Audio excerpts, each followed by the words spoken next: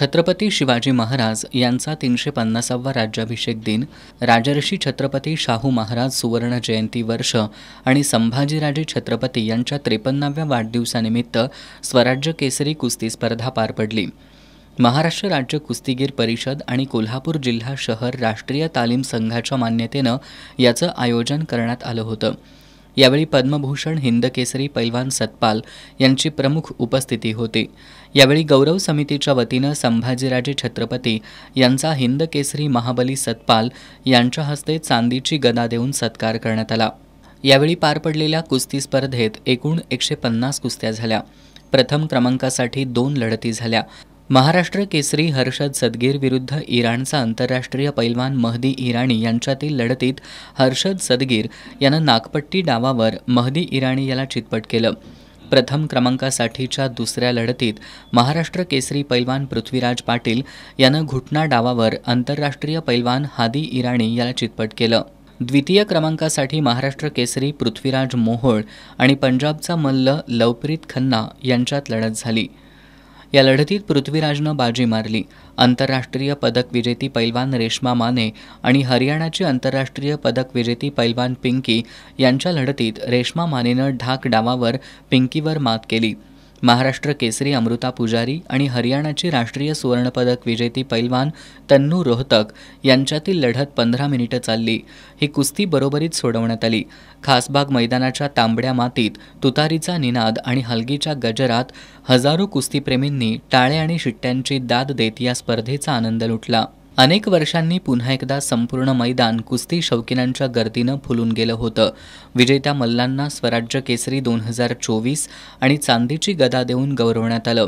विशेष म्हणजे स्पर्धेत सहभागी सर्व मल्लांचा 10 लाखांचा आरोग्य विमा काढण्यात आला होता.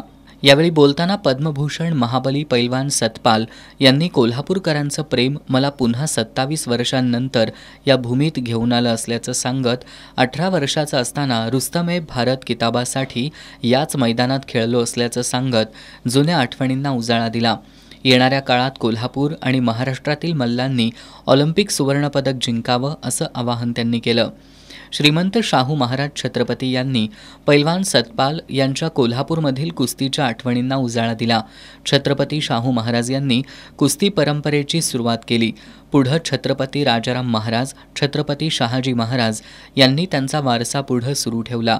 हाच वारसा आणि वसा आपण पुढं सुरू ठेवू अशी ग्वाही त्यांनी दिली. संभाजीराजे छत्रपती यांनी परदेशातील मल्लांची कुस्ती खासबाग मैदानावर भरवायचं स्वप्न आज पूर्ण झाल्याबद्दल समाधान व्यक्त केलं.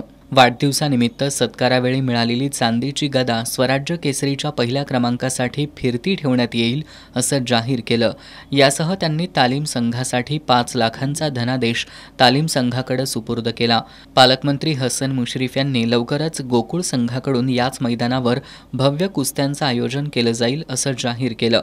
शालेय शिक्षण मंत्री दीपक केसरकर यांनी संभाजीराजे यांनी भविष्यात यशाची अनेक शिखरं पादाक्रांत करावीत अशा शुभेच्छा दिल्या. यावेळी खासदार संजय मंडलिक, मालोजीराजे छत्रपती, संयोगिताराजे छत्रपती, मधुरिमाराजे छत्रपती, आमदार सतेज पाटील, आमदार PN पाटील, आमदार जयश्री जाधव, आमदार जयंत असगावकर, आमदार ऋतुराज पाटील, बिद्रीचे अध्यक्ष माजी आमदार KP पाटील, तालीम संघाचे अध्यक्ष VB पाटील, डॉक्टर जयसिंगराव पवार, शहाजीराजे, माजी आमदार चंद्रदीप नरके, हिंद केसरी पैलवान विनोद चौगुले, महाराष्ट्र केसरी विष्णू जोशीलकर, अशोक पोवार, सचिन चव्हाण यांच्यासह विविध क्षेत्रातील मान्यवर, वस्ताद आणि कुस्तीगीर उपस्थित होते.